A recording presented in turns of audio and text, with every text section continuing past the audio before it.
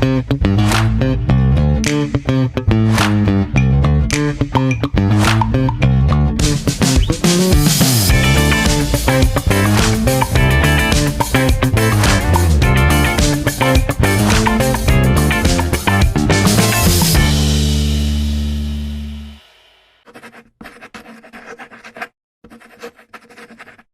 name is Sean Chandler, and welcome to my YouTube channel. What you're about to see is more than just a podcast. It's simply two people having a conversation about real things. We're not celebrities, we're not influencers, we're just real people. And the best medicine, I feel, is laughter. Laughing honestly makes this world a better place. And if we all just had a dose of it, honestly, things would be a lot better. But that's why I created Laughing Through It. Because sometimes that's really all you can do. So please, give a warm welcome to my first guest. To someone I have known for almost a decade. Surviving high school, understanding scandals, messy group chats, Snapchats that leaked. Yeah, you guessed it. Please give a warm welcome to the only Terrence Lambert. We're gonna get into that. We have much to discuss. Take all roll the clip, roll the sound clip. That's crazy. Welcome. Hey! We're here. Oh my god. We did it. I did it. You literally did that. I did it. You did it. And I'm so proud of you. Thank you. Because we're here. That's why I need to create. We need to create. Especially in this time period. In this administration. Bitch. So get me started. Just stuck. Literally. Can't move. I've known you how long? Wow. Has it almost been 10 years? Almost a decade. It's almost a decade. Almost a decade. Yep. Wow. They say friendships last longer than 8 years. It's pretty much locked in. Literally, through thick and thin. Well, so, depending on the circumstance. I can't. Isn't this a group of friends? I don't know. I don't even know you. That's why you're here first. That's why you're here first. Not like you saying high school and I was like, oh shit. Yep, that's where we're going. How are you? How are you? Oh shit, I forgot I'm being interviewed. I'm doing okay. Living life in New York City is wild, but every day is different and you just gotta get up and go.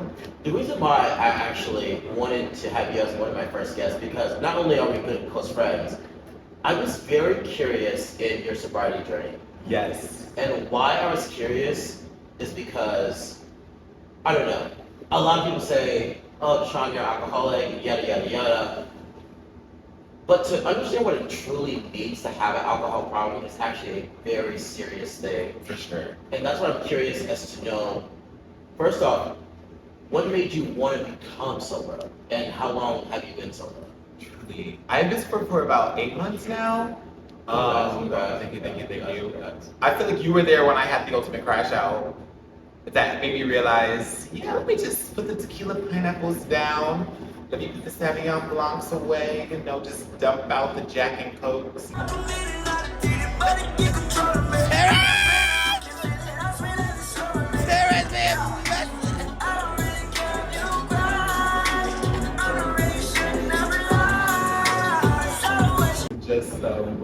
I know you do love a Jack and Coke, and I was just like, truly, it was I was last February of February 2024, where I was like, this is a mess. We were at Hush in Hell's Kitchen, and I had just broken up with my boyfriend, which was a messy breakup. It was not fun. Shout out to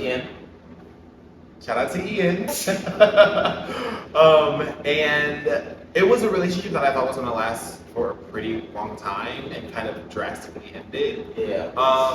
And I was going outside, living my life, and just drunk. We were at Hush, and I remember I had texted him. It was about a month after we had broken up, and I had texted him just to check up on him. And then one text led to 25, 30 texts, 3 FaceTime calls, and I remember you literally was like, Terrence, if anyone's ever seen that episode of Insecure where like Molly's on drugs, like the Coachella episode of Insecure where everybody's on drugs and like Molly's trying to like do her brief, and like Issa's like, what is this? I send an edit and then I send an email. Girl, you are typing so hard. This is business, Issa. This is my life. Molly, you're on drugs. Stop typing, girl. I gotta send in this brief. That was literally the shaman who was like, Terrence, give me your phone. No, literally, because like, This is a mess. And then got in the Uber on our way back home, and then I literally threw up in the Uber, and I was like, maybe I should just, maybe there's an issue here. Maybe we need to like roll it back. And then I stopped drinking for a little bit, and then Pride 2024 did me in again because gay pride, the gays love their alcohol and their drugs. And there was another situation. I was at one of my other good friends, Nia's apartment, and I literally passed out on the ground in the bathroom with my pants around my ankles, love that, love that, love that. ass cheeks out, and somehow I made it home. But I was just like, after that, let me just take it. This is like, which are very drastic things to happen. In my opinion, which is like, nothing to discredit, you know, because that's your story. I just didn't feel like you had a problem. Right. But I guess what you're saying is, in your point, your point right now, in the life that you have right now, alcohol, you're better off without it. Truly, definitely, truly better off without it. And I kind of like, I think my story, specifically, is very unique because I didn't have to like go to AA. Like I'm not an AA. I was just That's like. what I'm saying. Like you're not like, you know what I mean? Right. It's just because I know even where I work, a lot of people. I have a lot of clients that are a part of like AA, and I'm just like, I have this privilege of just like being like, okay, we're gonna just put the alcohol down and just live my life where people don't have that same experience where they can just put it down and some people actually need help. Is it hard? Ooh. Like, is it like? Because like, especially here, you're in New York City, Right. It's a city that literally never sleeps. Alcohol is maybe around the corner. Baby everywhere. I literally just came back from sweating my ass off, and the first thing I did was what? So you literally took me, you needed some ice, and pulled out a whole entire red wine out of your bag and poured that bitch inside the drink. I bought that, I swear. Like, you know. But it's not really that hard. I don't think it's like, because I feel like after I started drinking, that was when I was like starting to focus more on like my creative bag and focusing my energy on just reminding myself why I moved here Correct. and focusing on that. Did you move here to drink? I moved here to be a star. Exactly. So- you move here to be blacked out drunk every night? No. Because I'm confused. What are we doing? Exactly. So that was like the really big realization. And like in the past 8 months, I've been like kind of honing in creatively, writing, journaling. I recently wrote a pilot of a new TV show. I'm like trying to get I'm doing this comedy show that I'm trying to like have a monthly thing happen for like Black queer artists and Black queer comedians. And just creating. You know about a one-person show? Everyone's It's like, always where thinking, is the Terrence one-person show? Everyone keeps asking me. Okay, backstory for all the guests. I was in this improv class, this advanced improv class with Philip Marco. He's the artistic director of the place to do improv at comedy, Brooklyn Comedy Collective. And we had to, like, in one of our classes, we had to bring in like a bit or like something that we would do for a potential show. And I did this hosting bit, and then Philip was like, Terrence, like, do a one-person show, like, get your show, do a one-person show. And I was like, well, I kind of want to like lead up to the one-person show because with hosting, I can like try a bit, see what works, see what doesn't work. Yeah. Because I feel like if I have a bit that's gonna last 10 minutes for a one-person show, it's like I gotta lock in. But it's like, okay, let me try this and see what works. It's a one-person show. You're entertaining from the moment you step on the stage to the end. Right. For an hour. Oh, exactly. Which is like, that's kind of fun. Right. It's honestly kind of fun. It is. It's a little gaggy. No, but it's for also real. like intimidating too, because producing is not easy, as you know. Cause Yes. cut the camera. Yes. Literally. So yeah, it's just like the one person show is coming, but my motto is like where we gotta be. I don't have to be anywhere. I don't. There's no. I feel like especially with, as we both know, as creators, as artists, as actors, living in cities, because you lived in LA for what? 7 years? Plus years, yeah. And it's like with being an artist, with being a creator, being a creative, so many ideas, so many, and especially living in LA and New York, it's go, go, go, go, go, work and hustling. You gotta make your coin, rent. You gotta write the song, you gotta write the monologue, you gotta learn the monologue, you gotta check in with your agent, you gotta learn, go to the audition. It's like On top of working a normal job, on top of being social for your community, on top of being poor. it's like it's exhausting. Truly. It is one of the most exhausting things. Excuse me, because it's like if you don't come from money or you don't have the financial means to create, Baby. you're working 2 to 3 times as hard. And on top of that, us being who we are, we have to work even harder. So the odds are artists have to get to by the time we're born. Exactly. So that's why I guess my next question is, what does a creator mean to you? Ooh, what does a creator mean to me? This is a great question because I had to wrestle with this. Like within the past month, I was like, I have this very strong argument that there's a difference between being an artist and being a creative, because my degree's in journalism and I have a background in writing and doing theater, auditioning, all that stuff. It's like I feel like as an artist, there's an outlet to be creative, because when you go to an audition, here's a script, here's a line. When we're in rehearsals for a show, director saying, hey, by the end of this monologue, you got to be down stage left, you're going to exit stage left, ba da da da.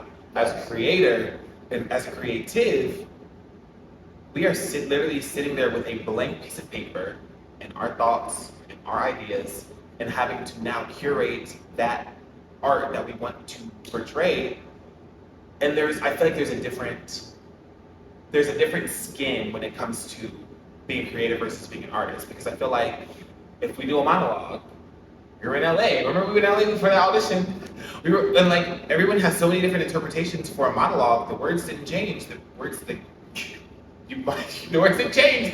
The character was there, but like casting and then this industry, people, you could give a great monologue, but people might not like your interpretation, and that's just the industry. But if I wrote an entire thing by myself and now I'm presenting it to you and you don't like that shit, it takes a different set of like skin to like sit with that rejection, sit with that critique and criticism, and continue to do it.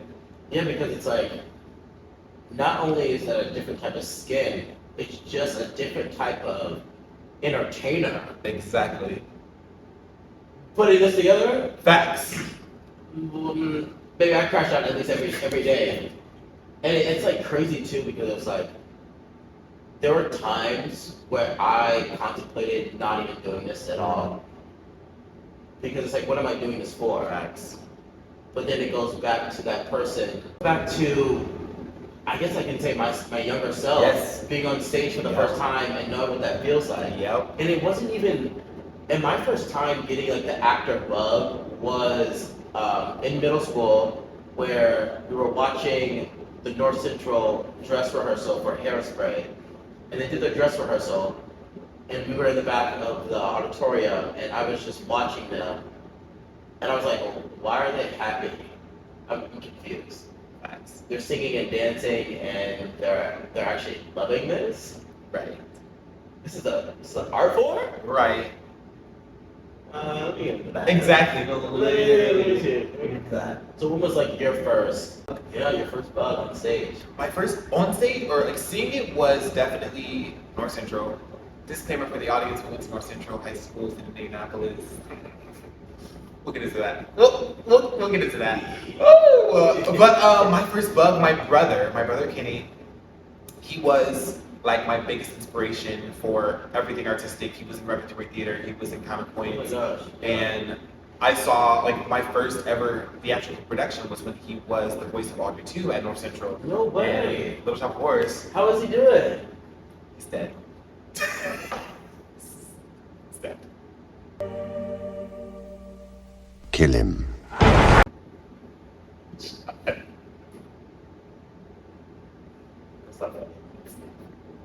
Laughing through it. Laughing through it. Oh my god.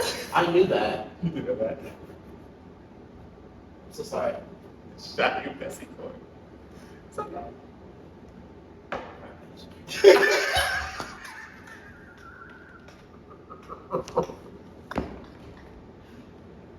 Shit.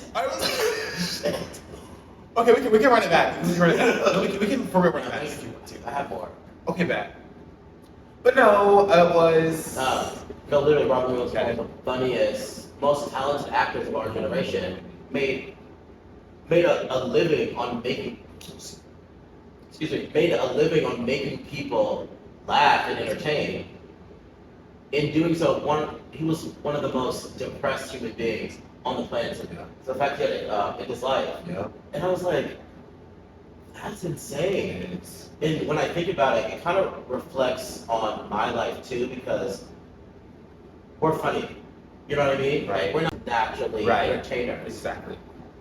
But then I had to look back at like, wow, I'm giving so much energy pleasing other people and entertaining them, and I forget to check in with myself. Exactly.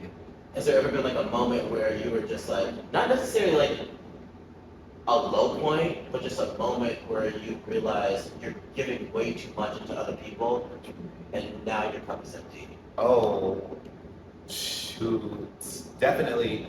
I think this realization happened pretty recently where I was kind of going through my 2025 reflection, or 2024 reflections going into 2025 and when I wanted to adjust moving forward, where I was just like, I'm realizing I'm showing up so much for people, I'm checking in with people, I'm just like, I'm there when I'm there, standing ovation, front row, throwing flowers on the stage, and then I'm like, these same people that I'm there for, constantly checking in, showing up for, are not where they at for me. So it's like, Get the fuck. The pause is crazy. where they at? Like, where?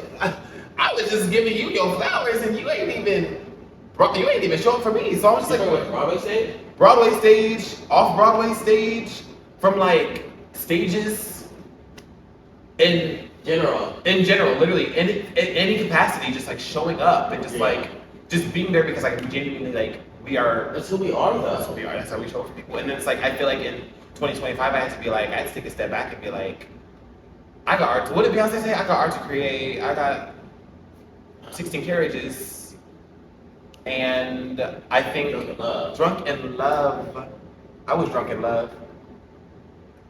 Is that why you're so? That is why I'm so weird. I don't know. Like, that's why you're so Actually. But no, just like the fact that it's just showing up for people. My therapist also told me this too, where he was like, you have to, like, he told me I had to understand that the cup analogy is always used so much, but he was like, the reason that your cup, or the reason why people are like being filled from your cup is because your cup is overflowing so much for yourself that they're getting the residuals from your cup being run over. And I was like, see that. and they see it, and it's like, Oh, that's- where even now people are like, oh, Terrence, like you haven't really been around lately. Where have you been? It's because my cup isn't full, and you're not giving me anything that fills my cup. And it's also like, for me, I'm very big on diversity of friend groups and diversity of community, where after being here for almost 4 years now, it's just seeing people and seeing the lack of growth in people, where it's like, okay, you are still The same as you were in middle school and high school. high school, and I'm like, there's no growth. Yeah. And I'm on a journey of growth. I'm on a journey of healing. I'm on a journey of, as you mentioned earlier, I'm trying to heal this little inner queer black boy that wasn't able to be on stage talking about sucking dick, talking about that was this little queer black boy that wanted to crush on this little boy that's a celebrity, his little celebrity crush, this little queer black boy that wanted to wear dresses, wanted to wear makeup, wanted to wear a wig. Yeah. The yoke of the devil has been destroyed.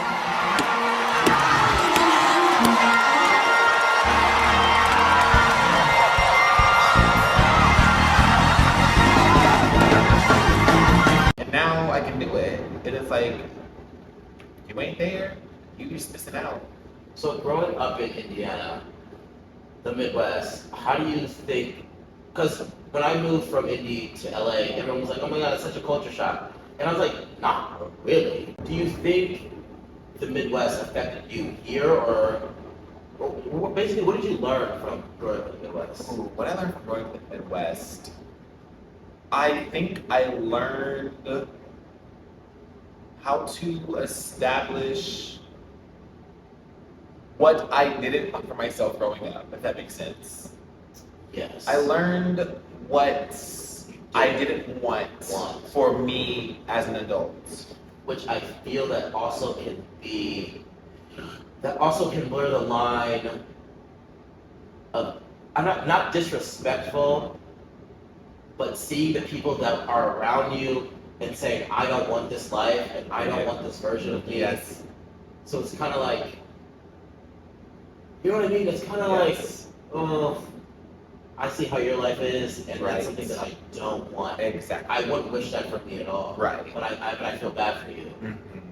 Where it's like, I did learn a lot of things in the Midwest and Indianapolis, but I feel like New York was not a culture shock. It was just like, it's a freeing place. Like, to be in New York, it's like people are free to be and do whatever they want. Where I feel like going back, I mean, as you know, I feel like as when you make the transition from Midwest to either coast, there's always this coming back home and having this expectation of, I need to report back all of these great things. And like, if you don't have this, if I haven't done this milestone or done this accolade yet, Then what have you been doing for the past? Exactly. Surviving. Right, literally surviving. Literally surviving. Have you turned on a TV lately? See what we keep doing? Which is why I'm like, I can't, like, people, and it's crazy because even going back home and visiting, it's like, this is it. Where, I mean, we even had this conversation when I was in Indy for an event, I was like, there's no spontaneity. There's no, we can't just get up and do something we've never done, because I feel like Indianapolis is so, I'm not shitting on Indianapolis. I mean, I'm getting on that bitch. I'm dragging this hoe, I ain't gonna lie. But it's just like, going back, it's always gonna be home, because Always gonna be home. It's just like, you know where everything is, but I feel like something beautiful about New York is that, like, even while I've been here for 4 years, there's still so much to explore. There's still so much I haven't done. Right. I've only seen a fraction of the city. We had an experience. We did have an experience in high school. We did. We had an experience in high school, and I want to start it off. School was me and you's first big disagreement, drama, extravaganza, all wrapped in one. Wait, what was it? I forgot. What happened? In high school. I remember. I remember. Because it's like we never really had disagreements. And that's like, I feel like that's kind of the beauty in our friendship. Yeah. Even with Isaiah, we love Isaiah. Love Isaiah. See you soon. See you soon. But I feel like, yeah, that was tough. That was tough. Because I was also like immature high school kid where I was just like, You literally had two phones. You had two phones. We're not gonna say what was on those phones, but you had two phones. As a high schooler, I think that is highly innocent. Yeah, you had two phones as a high schooler. What for? What? I had one for Apple Music and the other was for like my I had to text my mother and be like, hey, like I have rehearsal today. Hey, it's tech week, I'm gonna be at school for until 11, midnight. I'll let you know when I need to get picked up. We learned from that moment and we grew. Yeah, true. There were apologies. I mean, well, some people still haven't apologized, but Correct. He was mentioned yesterday at one of your functions, and someone asked, "Oh, I just talked to them and they were fine. Don't we just love him?" And my response was, "No.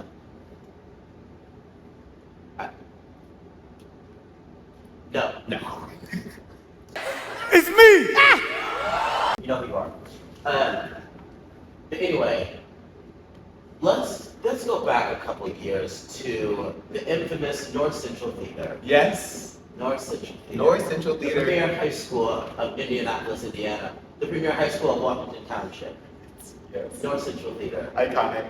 North Central Theater was crazy.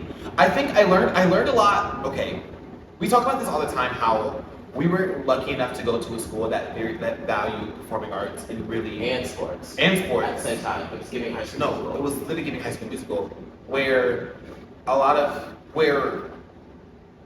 the theater department, show choir, arts was getting a blank check because Facts. every single time North Central showed up to any competition, we were gonna sweep that shit. Facts. We were expected to win. We were expected to And the way you guys trained was like you would think you guys were on Glee. You would think that these are Broadway stars, which is why it's so interesting because seeing from the perspective of other, like explaining the intensity of a North Central Performing Arts program, people would like, no, like, that was high school. I'm like, no, but this was North Central. And that's what I'm saying. Like we had talent, and this is They no did. exaggeration. No. We literally had talented students No. who As could fuck. literally be on Broadway, No. and some are now. Really, they are. A lot of alumni, a lot of counterpoints, A lot of alumni, yes, a lot of yes. theater people, a lot of Broadway, off Broadway, some in television. It's Film and like, television. For the life of my only child, the answer to your question. Maybe you should have studied the rebellion text a little harder. I can't wait to see the Chase. I cannot wait to see that movie Chase. I cannot wait. Same, I'm excited. Honestly though, extremely proud of Chase. No, for sure. When I tell you, honestly, I can confidently say that she is the biggest star out of the entire Definitely. my class, your class, classes before me, after me. And we knew, we knew she was gonna just pop off. Who gets to say that they get to work with Leonardo DiCaprio? Exactly. In their first feature film, Feature film. won the call sheet. It's and that's why it's so. Honestly, it's inspiring because of the fact that it is possible. Right. We're from Indianapolis, Indiana. And you have what? An Apple TV show, a feature film with 3 of the biggest stars, Tiana Taylor, Regina Hall, Leonardo DiCaprio, and now you're filming another show on Hulu? Right. I'm not really sure what year it was. I know I still had my dollhouse. It looked just like our real house. Some dolls were always busy. Others were always doing the important work. There is a little girl doll. That's me. Which is incredible. And that's why it's the distractions we don't have the time for. Right. Like I said, making this bad, our content. Truly.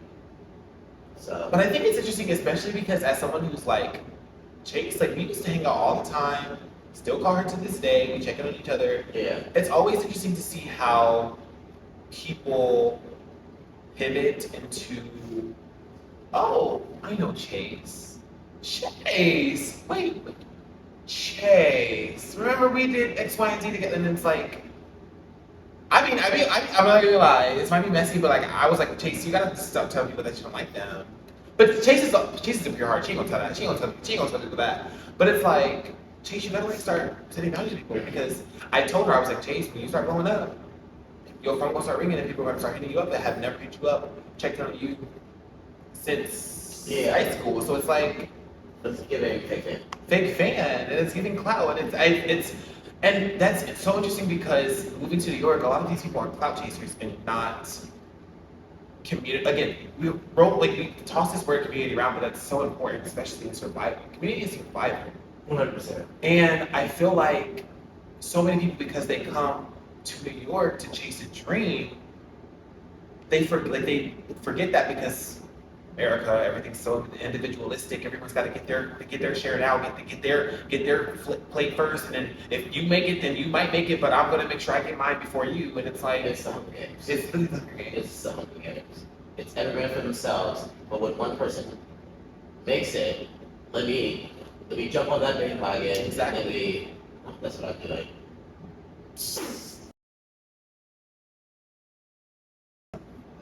But like, that's the game, though. It is the game. That's the game. It is. But honestly, though, before we wrap it up, and I just want to thank you so much for this. I don't even know where it's going to lead. I don't even know where it's going to come, but I'm excited that it's happened. No, same. And thank you for having me. Of course, first episode. First, you gotta get a little sentimental really fast. Oh my gosh. Well, what is this? I just want to know. What would you tell this person today? Oh no, it's a picture. See, I already feel like myself crying. Oh my God. What would you... You see that? You see him? I see him. I love him so much. Not the pose. The pose is crazy. And the fact that I said that to my mom and she was like, I had no idea you were ever going to be gay. I was like, Mommy, that was... Huh? I still am tucked to this day. Wait, not you wearing the same... That child. That's crazy. The fashion was fat. Baby. Sort of. Shady I cuts. know it's a child. But yeah, what would you say? Okay, RuPaul, bitch, I feel like I'm in the little, what is it, the episode before the finale? Oh, like the, whatever it is. What would I say to him? Because I literally just posted about this for Pride. yeah, because for so long, I just feel as in growing up, there was so much that you couldn't do. Mm-hmm. There was so much that you were restricted on. There was so much that you couldn't be who you are now. But now you have this opportunity where other kids can do everything that they can do whatever they want. You know what I mean? At a certain point, it's were you silenced or were you silenced? I mean, the bones, that's real. Yeah, my bones, yeah. I'm 5'7" and thin. I can understand what you mean. But that's not just thin. No, what is it? Diane, tell me. Do you know? It's scary thin. I can believe what you feel. I can believe that. But do you really know? Did you really know? No, you know. Thank you. Because we don't know. Which one were you, Terrence? There was part of that boy that was silenced. Oh. First of all, I would say, hey, you slay. Look at you, you're so cute in your little tuck shirt. I would say, first of all, I'm proud of you. And would he be proud of you? I think he would be proud of me because there are times where I will see little black queer kids who not even for instance, recently, I don't want to say I'm an inspiration because Hold up. Inspiration. I mean, I try. I mean, That's it's weird. just oh my God, it's just for instance, I think there was a time where that little boy was just wanting to wear his mother's heels, wanting to strut down the runway and just be on stage.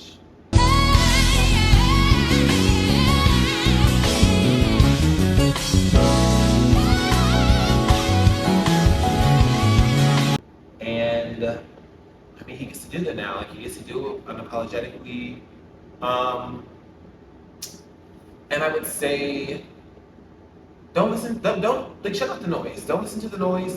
Listen to your heart and listen to your truth. Remember your truth.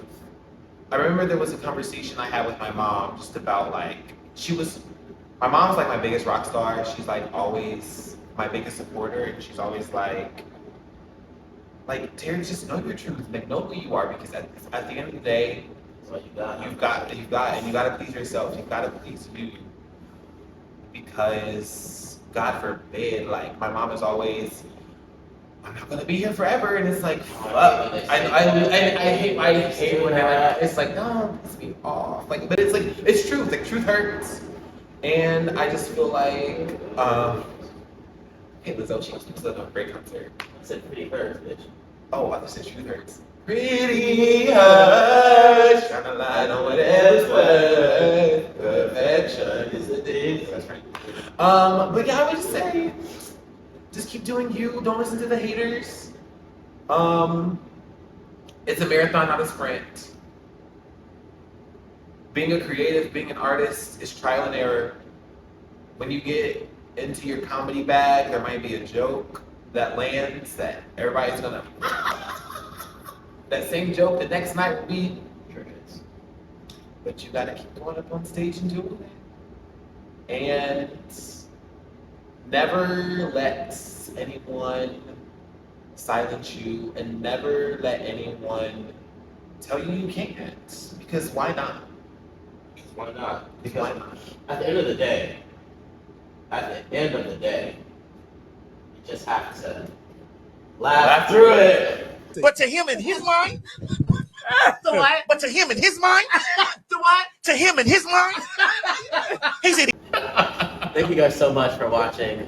If you enjoyed, please like, comment, and subscribe. It will help the channel so much, help my channel so much. And let's see where this goes. We really appreciate you watching and taking the time. And yeah, more to come soon. But thank you guys. So what does community really mean to you? To me, community means just like people showing up for each other, being there, checking in with each other. I feel like it's kind of hard in New York specifically because everyone's got so much going on. It's hard to like find a foundation of community, if that makes sense. But I am grateful for like the relationships I have been able to make moving here, and I also have been able to continue the relationships I had from moving from Indianapolis with some friends. So speaking of relationships, we have one of your relationships today here. Shit, for real? Surprise guest. Can we bring in Ian? Of course. Ian? Oh my god. Hi. Ian! I would not expected to see you. How are you? I'm doing well. Thank you for having me on the show today. This is not Ian. This is my best friend, Jacob. Surprise. Hey, Jacob, thanks for coming. I really appreciate it. Of course. Period. Well, I came here with the short amount of time because I just wanted busy. Yeah, I just wanted to ask you a question that I don't think it's asked enough nowadays. Yeah. For whatever reason. How are you? Jacob, I'm doing well. I think I'm doing well. How are you? Question, honestly. No, for real. How are you? I'm doing well too. People, I don't know. It's just everyone's in the trying to go places. They are trying to see things and be places and be everywhere. Except, but in the moment, exactly. Where do we have to be? Well, there's going to be a lot of places apparently. Yeah. Because no one stops. No, in New York, no one stops. My time is on my phone right now. Jacob, let go. And thank you for coming. Because you actually do have places to go. Yeah, I fit in 5 minutes, maybe even less. On this couch right here with you guys. Which I appreciate you so much. And because again, it's about community and showing up. It is, there. and it's about showing up. And like I said, you do have to go. But just for one last, where did you guys meet again? We all know. I got a shot. I was just waiting for you to say something. Boom. Yeah. And thank you so much, Jacob. We really appreciate you coming. Thank you. It's so great to be here. Thank you, Jacob. Thanks for having me on the first episode. Guys. I want to see your show. Thank you. We're shifting now. Yeah. Do you want to shift? Yeah, let's Bet. Can you just support everything, please? I know. Yeah. Okay. Well, just tell me where it won't be in the way.